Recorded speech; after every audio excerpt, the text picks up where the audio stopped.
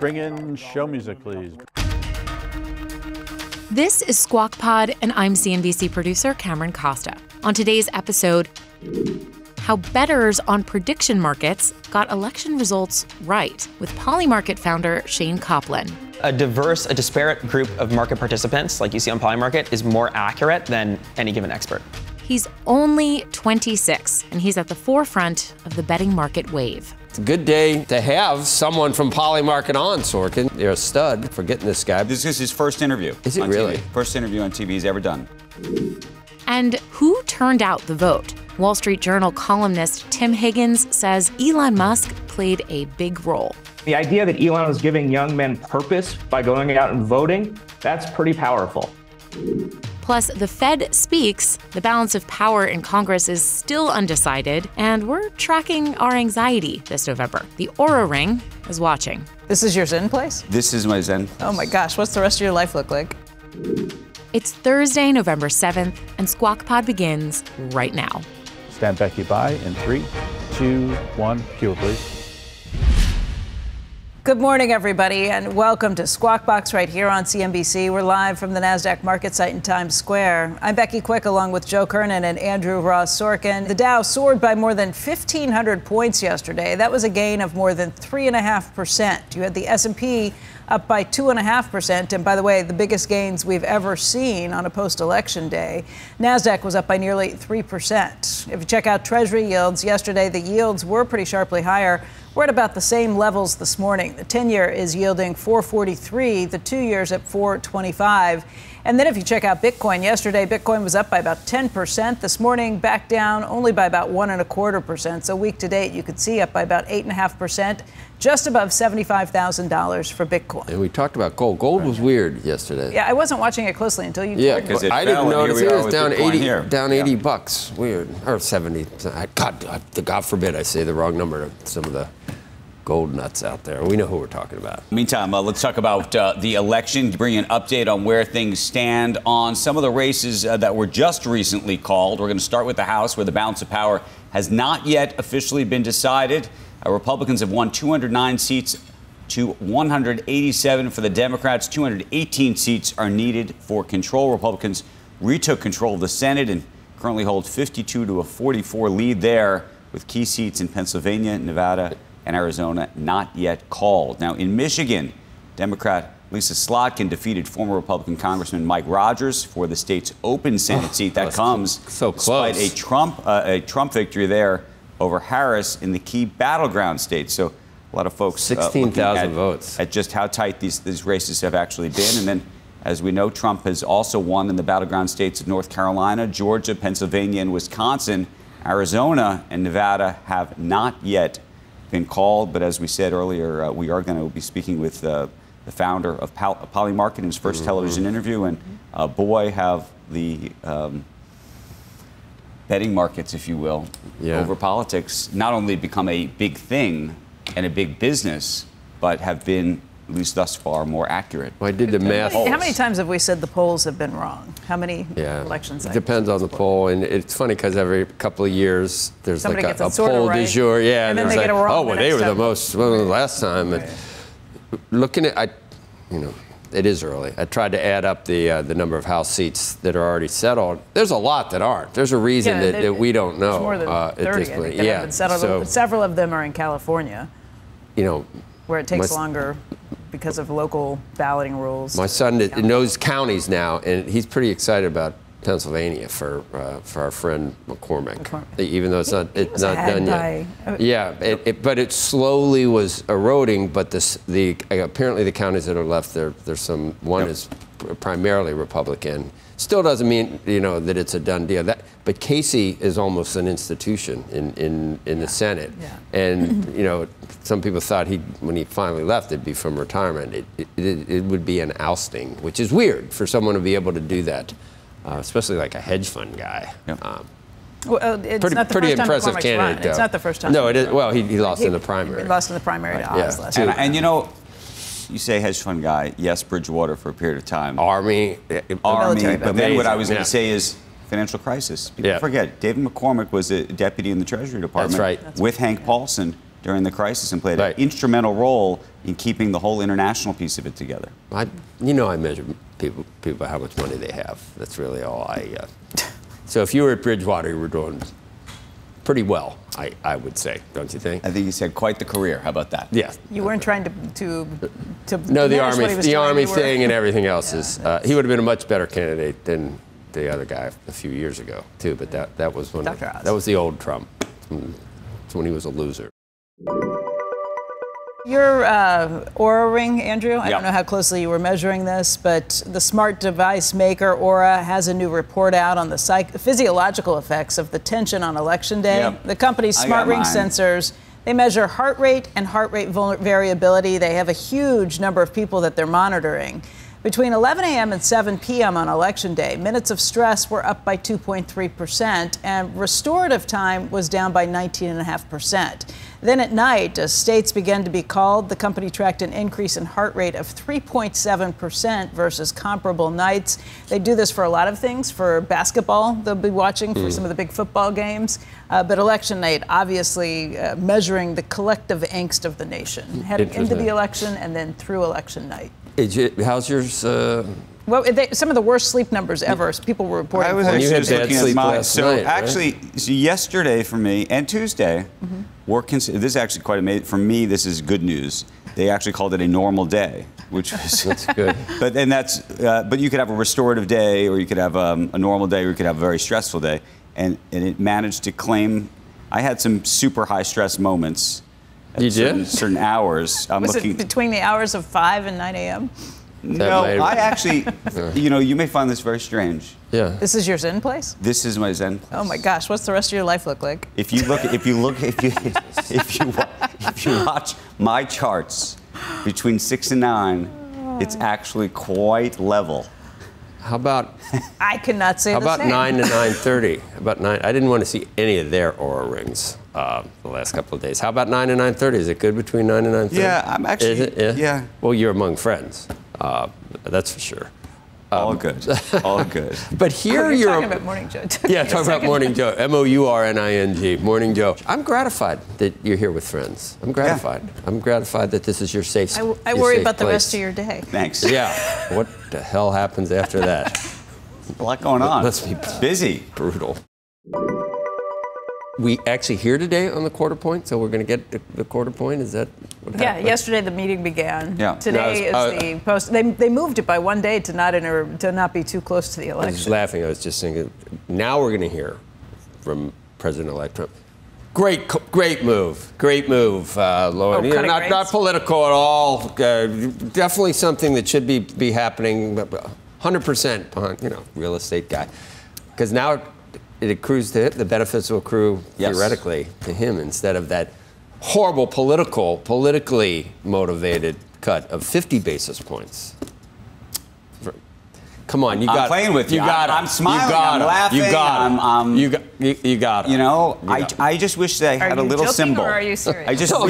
I wish I had a symbol. I'm joking. No, I don't think my basic thing is that I can go back and they all want the interest rate low. They all want interest rates, which makes it very difficult to be an independent Fed because there are times where that's definitely not a good thing, and it ends up biting you in the butt, big time when you stay at zero for too long. Things go where they shouldn't go, and then you end up having to clean up the mess. Later, the CEO of Polymarket is going to join us in a CNBC exclusive. Maybe he can tell us who's going to win the House. Definitively. It looks, at this point, it seems like it might be a sweep and Becky wore the reddest outfit I've ever seen. You finally come into grips with this. This is the top. Did you see Ivanka Trump was wearing blue on Tuesday and Yesterday you were wearing black, weren't you? I was wearing navy. Really dark. Can I tell you, I picked my outfits out on Sunday. I don't wear tie. I try not to wear tie. I was looking for totally nondescript ties. Like today. Today I'm just. I never wear descript ties, as you know. Seriously. Jill Biden wore red to the voting booth. She was so. No, I think that meant something. I don't think they like. I don't think the Bidens like. Donald Trump had a blue suit on Monday night. Look what happened to poor Joe, and now they're blaming him, which is ridiculous. And as we head to break. Ridiculous? cheese will be next. Coming up on Squawk Pod, the market that had our election results right. Prediction site Polymarket showed Donald Trump defeating Kamala Harris before the election was called, and by a wider margin than the polls forecast. 26-year-old founder Shayne Coplan says, sorry pollsters, his users aren't voting with money, they're creating a market. When you see the odds on Polymarket, it's not a function of how much money was put on either side. It's a function of market price at that moment. We'll be right back.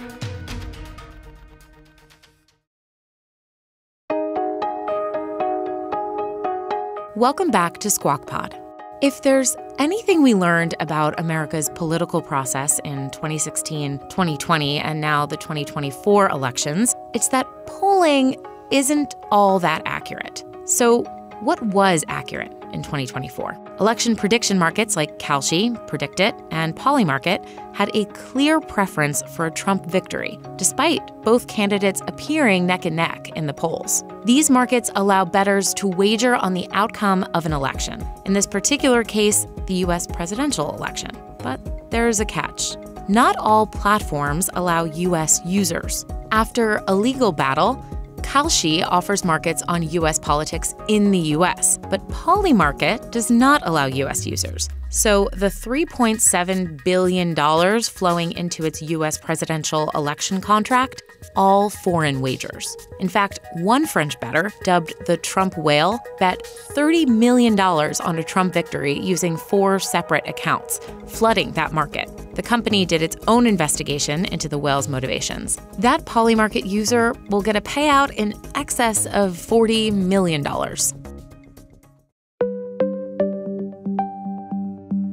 Players like Robinhood and Interactive Brokers are trying to get in on the prediction markets too. They both launched election contracts in the last month. Polymarket's founder is young and popular, especially with Elon Musk, who's posted about it on X more than once. The founder is also a big believer in his own business. He called it a, quote, global truth machine on X, the social media platform owned by Elon Musk. Andrew takes it from here. A big night for prediction markets and calling President Trump-elect as the winner at the polls closed. And in the week leading up to the election, the presidential election contracts on Polymarket, Kalshi, Interactive Brokers, Robinhood all indicated that Trump had a wider lead ahead of Vice President Harris than the traditional polls. And joining us right now in an exclusive interview, the man who I think led so much of this is Shayne Coplan. He is the CEO of Polymarket, and we're thrilled to have you here. Your first interview on TV. Yeah, thanks so much for having me, guys. You've been in the headlines a lot. Before we even get into the whole thing, have you slept? What did you do the night of the election?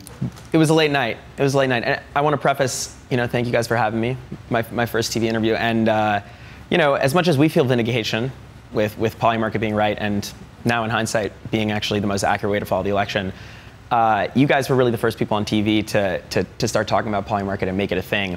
And I know you guys got a lot of flack for that, and I just appreciate you guys standing up for it. And hopefully you guys feel the same sense of victory that we do.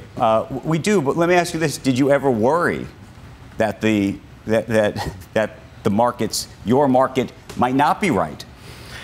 Yeah, I think that as we got bigger, we went from being like a small niche site to sort of being a mainstream and almost household name fairly quickly. And I think that, if you take a step back, a lot of the criticism and the hit pieces were really based on misinterpretations of what Polymarket was. And I think that it was difficult to take those at face value when, if anyone really looked into it, it was clear that they were Well, a lot of unfounded. the critique was, are people trying to manipulate the market? Right. Could one or two big whales, do something? There was obviously, you did your own investigation into this fellow from France, apparently.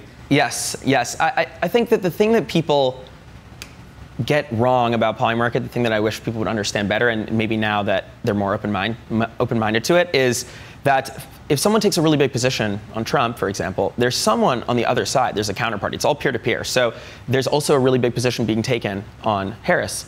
And because of that, and when you see the odds on Polymarket, it's not a function of how much money was put on either side.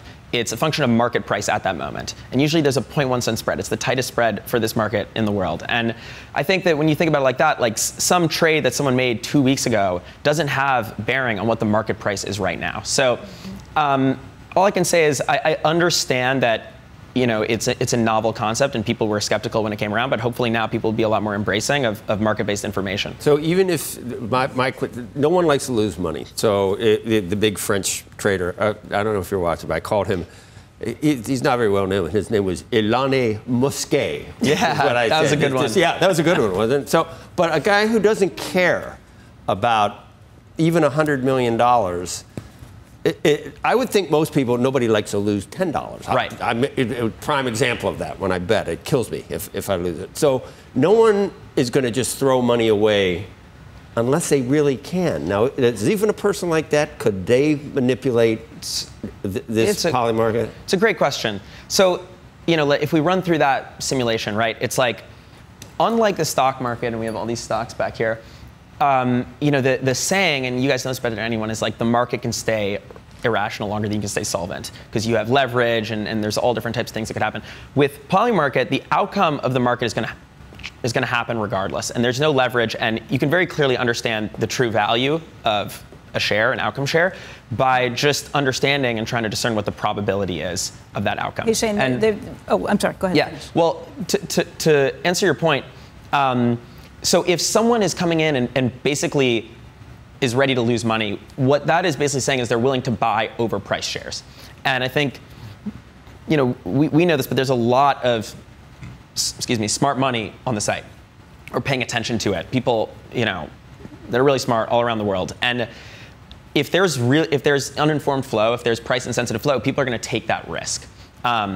Granted, it's up to the market to go and interpret a lot of flow, like if there's a large influx of flow, whether it's informed or uninformed flow. But I do think that that's just a function of the markets working. And as we saw this time around, right, like this was someone with an infinite bankroll and it didn't push the market up that much. And as it turned out, he had done a lot of research and had non-consensus information that ended up being accurate. Yeah, nobody should have looked at it as much as I looked at it. That's all I'll say. After I downloaded the app. No, you've been one of our biggest champions. But as it would fluctuate, literally it would fluctuate tenths of a point, and I'd be like, oh no, what is that? But I will tell you one more thing, Andrew, that happened, which it gave me just a lot of power on election night. I was watching, it was either CNN or one of those channels, which I don't watch a lot, but I was watching it, and they were micro-analyzing the remaining counties left in Georgia, and Polymarket was at 89% for Trump in Georgia. And I watched it, they spent 20 minutes pretending that, and she's doing what it looks like it's possible that she's going to pick some up here, and it's like, it's over. I was screaming at the TV. It's over. It's no way in hell that it's going to happen in Georgia for her. Yeah, on the money. Look, like, okay, there's the forecast weeks before. I almost called CNN. No, I love it. So there's the forecast weeks before, but the thing that is undeniable was the night of the election, Polymarket was the first destination to basically convey that Trump had won, and it was a good 2-3 hours ahead of media. So much so that people who were watching legacy media, hours later were like, oh wow, Polymarket has Kamala so low. We were in the office and we were looking at the odds, and on Polymarket, and it looked like a done deal. And if you were just watching TV, you would think it's neck and neck. Right. And I think this is a complete shift of the Overton window. It is an inflection point in news, in politics, where Polymarket is. Not only that, Shayne, but from the J.D. Vance debate on. Is when it started, and you could see it. You could see it on Polymarket. It never wobbled like shares of DJT, as you pointed out. No, but that's but it's also market based. You would think it's people placing money and having. But those I think things, a large block at DJT can move it $5. But I think that's what we had kind of been talking about too. Andrew made the point earlier that it's only going to be as smart as the wisdom of the crowds and people who are betting, whether it's the smart money, whether it's not. If you have people who are, and I guess your point is they're not betting what they think or what they gut or what they want. These are people who are very highly informed who are making these bets. Yeah, I mean, it doesn't need to be all highly informed people. There can be people who know nothing, and that just goes and adds to the liquidity of the market, right? Well, the important thing is that, as the saying of free markets goes, a nod to the late great Frederick Hayek and Robin Hanson. I got to give credit to the real thought leaders and pioneers of these ideas.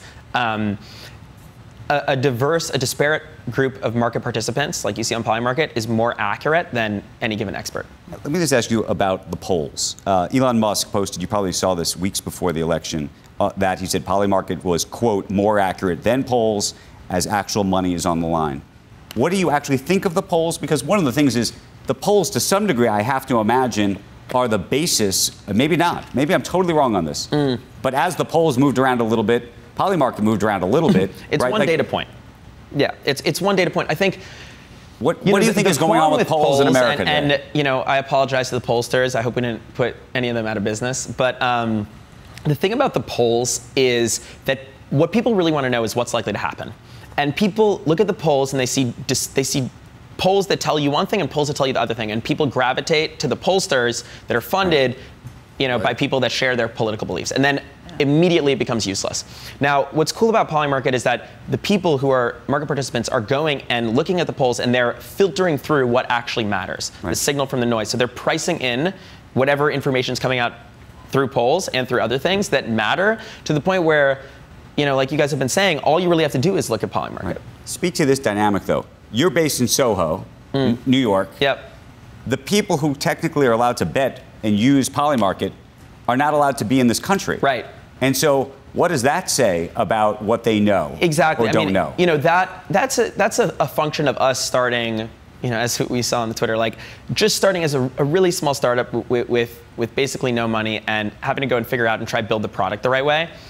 I want to give a lot of credit to the people who fought the battle to go and legalize political prediction markets in America. Talking about like Kalshi now and some of the others. Yeah, absolutely. And you know, I think that's awesome for all the players who've entered the U.S. market. It's awesome for us as the largest global player. Yesterday there was a report. We have 84% global market share, which is really exciting. And you know, now we're in the position to be able to go and be aggressive around expansion. How important is it for you to be in the U.S. market? It's part of the plan. Right. But to go back to what you said. You know, the idea is if you can go and build a free market, right, where people are trading outcome shares that pay out $1 effectively, $1 USDC per share. What you're modeling is the likelihood of that happening, and what we want to do is build a free market to the best of our ability. You know, within the bounds that we had to, so that you could go and anyone could go and see the odds of these things. And it's humbling. I mean, I got calls from Mar-a-Lago. You know, I didn't even know a lot of these people that well, and they were like, "Look, like we were talking. Polymarket was being shouted out while we were there. This is how everyone in there started celebrating. They were looking at Polymarket, which is surreal. It's surreal. But you know, I think look. This is a case study, right? And If this is sort of where it ends, I don't think that we've even scratched the surface of how important this is. Do you think any of this becomes a self-fulfilling prophecy? Because so the people who are worried about betting on elections or things like that think that, you know, there's a psychological impact that it can have on actually changing the outcome, and that the people who are betting do have an impact on it. I remember even the last couple of days when, you know, some of the pollsters were saying, you know, more women were coming out to vote. Then all of a sudden, one of the other points that some people made, and I don't know if this was true, was that actually most of the people who are betting on places like Polymarket and others happen to be men. So maybe it was underrepresenting the way women would think about these things. So I think a lot of that stems from the fundamental misunderstanding that it's people voting with money rather than it being a market and you looking at market price.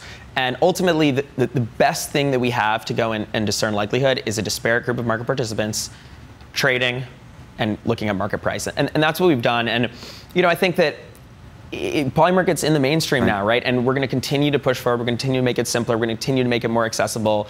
We're going to continue to engage. And we'll get to a point where there is a more diverse group of market participants. But for the time being, you know, we just got to be lucky that Polymarket exists and we don't have to just... What do you want to bet on? What do you think should be allowed to bet on? And are there things you think that shouldn't be allowed to bet on? I mean, look... You know, I think that the premise of Polymarket is I'm not the know-all oracle. I don't know everything about politics. I don't know everything about what people want. We believe in markets. And what we're really excited about is letting people ask their own questions. I think that is the... What's the craziest thing people have bet on thus far? I mean, you gotta go through the market history.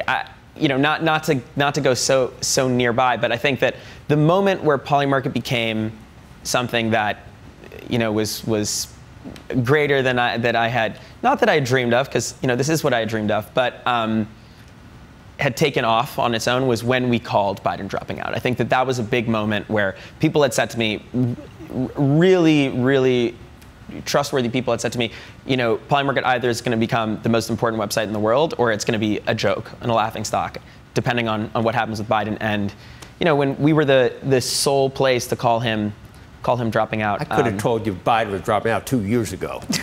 Well, and then if I'm an outsider, I would have to go and say, well, you're saying this. Any normal person could have told you Biden. At the same time, though, if you were watching Biden press conferences, he was saying he wasn't going to. So I know. Shayne, very quickly, you are 26. What did you study? How did you build this? You're so young. Thanks so much. I feel old. It's funny. I started Polymarket when I was 21. I really think that I was just a very curious and very nerdy teenager. I read a lot. Well, you dropped a Hayek reference. What? Did you study economics? Did you study math? I studied a lot of things, but on the internet. Both my parents teach at colleges, so I guess I have the learning gene. But I am excited. I always kind of felt that I was running behind. I've been into this stuff, just markets in general, since I was 14. I went to high school a few blocks from here, I'm grateful we built something that. A few weeks ago, it was, and you guys, we've been talking, and I haven't really done any press, and I really do believe in letting the work speak for itself. And, there's a lot of hit pieces, there's a lot of misinterpretations, and now I'm really proud to say that, all the misunderstandings, like, the cream has risen to the top, and we can really see the value of something like When you were talking again about how markets, they're almost sacred. They're not only right about this, they're not only right about predictions, they're right about how to allocate capital. Yep. They're right about price, they're right about supply and demand and how, how much they're as close to something that's absolute in what they can tell you as anything in the world. And we still haven't learned that. Every generation needs to learn that. Right, and to bring it back somehow 100 smart people in Washington are going to be better than the markets at doing things, which will never happen. There you go, and that even ties back to Futarchy, which is something super exciting where you can use markets to aid in making decisions. But to tone it back, I'll bring it back to day one, and the mission was to harness the power of free markets to demystify the real-world events that matter most to you. And I like to think we're delivering on that mission. Shayne, come on back. I hope Thanks this is the first of many, and we really appreciate it. And I appreciate your guys' support all the way. I loved it. Came up and you gave me a hug. Yes, yes, you deserve it. You deserve it. That was really. Hugs are always nice. Hugs are always nice. Good. You are a natural, by the way. I can't believe this is your first television interview. Thanks so much. I woke up. I was like, am I going to fall asleep on set? But no, you did great. By the way, we were FaceTiming last week, so it's good. Thank you. That's usually not the problem. Thank you guys. We've never lost anyone. This was incredible. This was not going to be my last time on TV, my first time. I'll always remember. Don't leave yet. Next on Squawk Pod, Elon Musk's election investment pays off. The Wall Street Journal's Tim Higgins joins us. I was on the campaign trail seeing young men coming out telling me that they were just thrilled to see this guy who they considered a hero. And the what-ifs of the wild last few months of campaign 2024. Because what you needed to say was, you know what? I learned a lot. There are things we didn't do right. And by the way, I know where the bodies are buried, and I know how to fix it. And for some reason, that was never said. We'll be right back.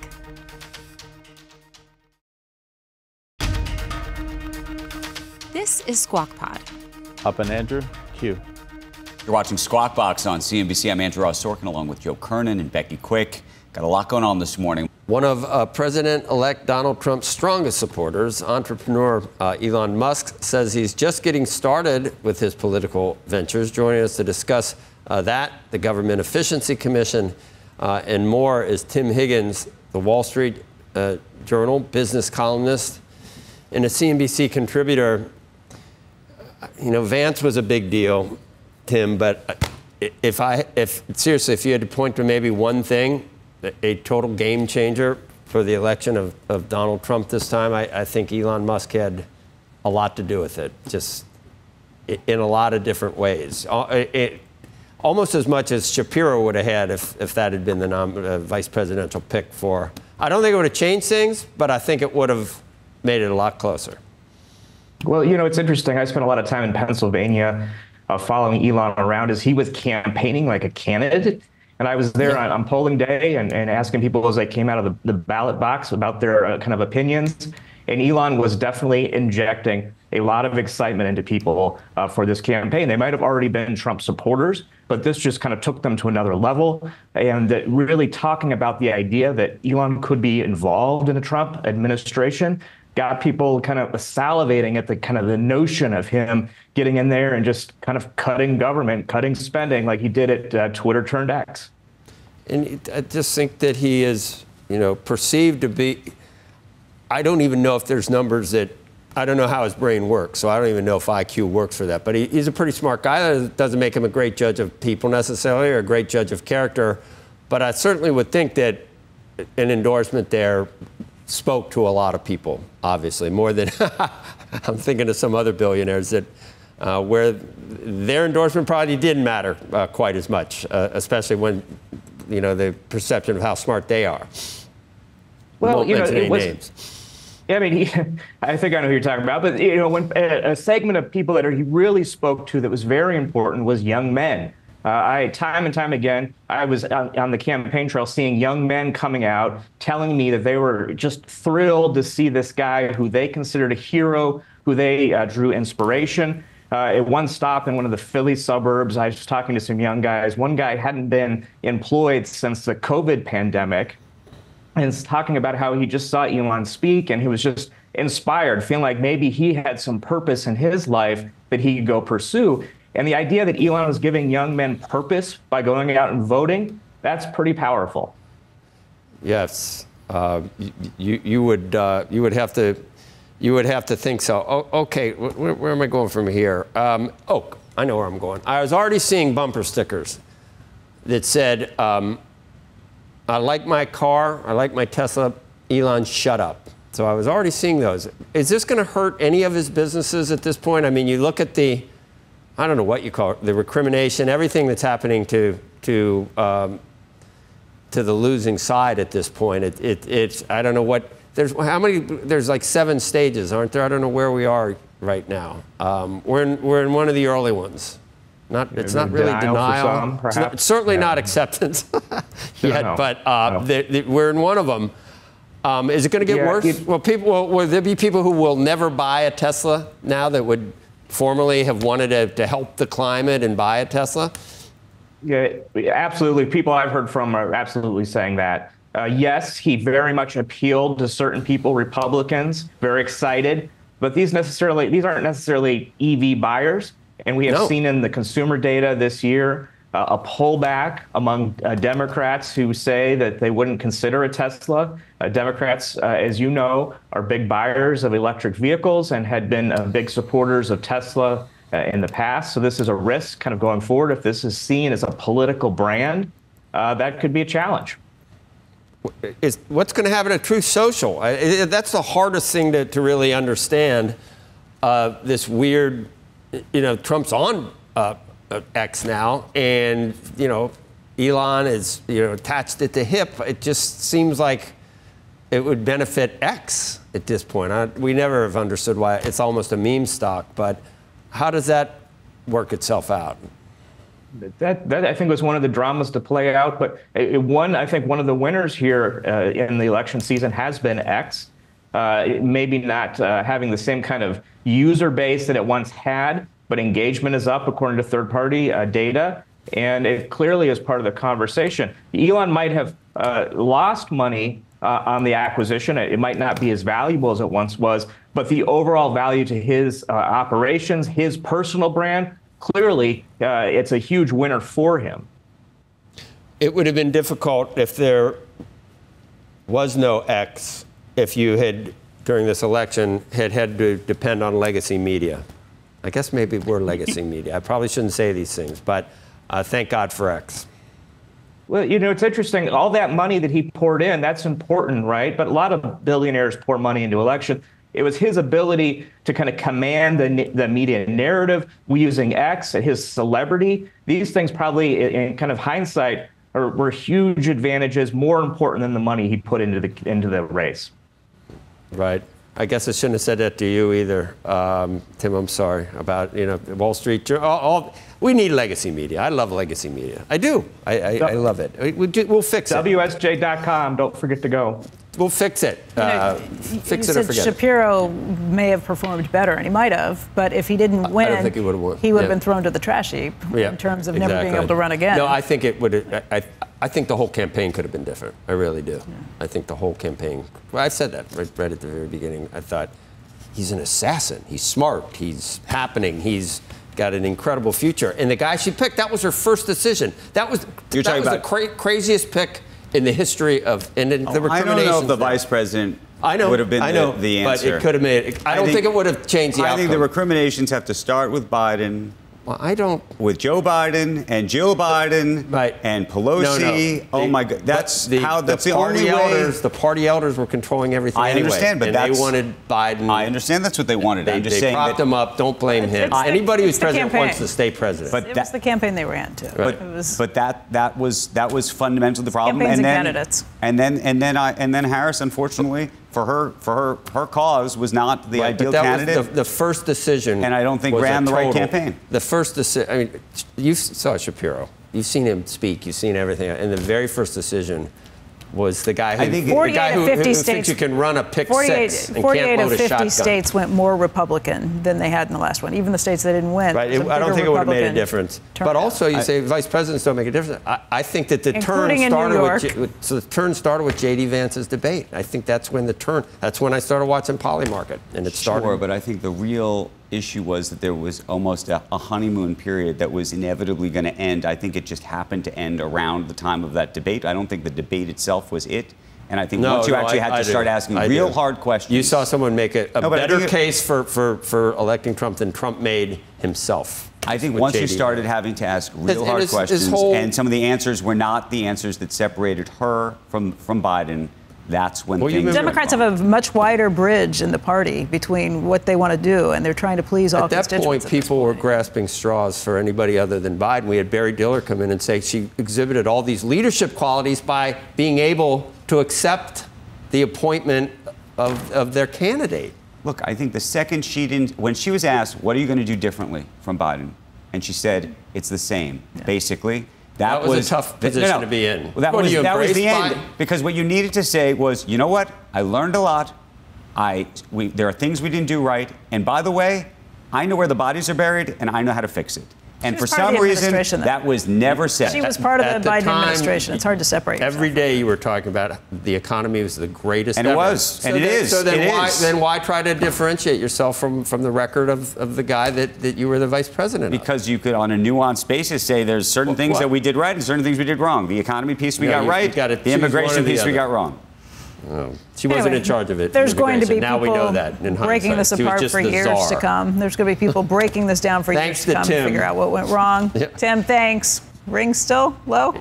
The ring's still low? Yeah, I'll tell you. Read it. The Oura ring? His pulse went down. He's like a guy in the height of... right now... He's like Top Gun. A MiG just flew by and your pulse didn't change. Like Hannibal Lecter when he was...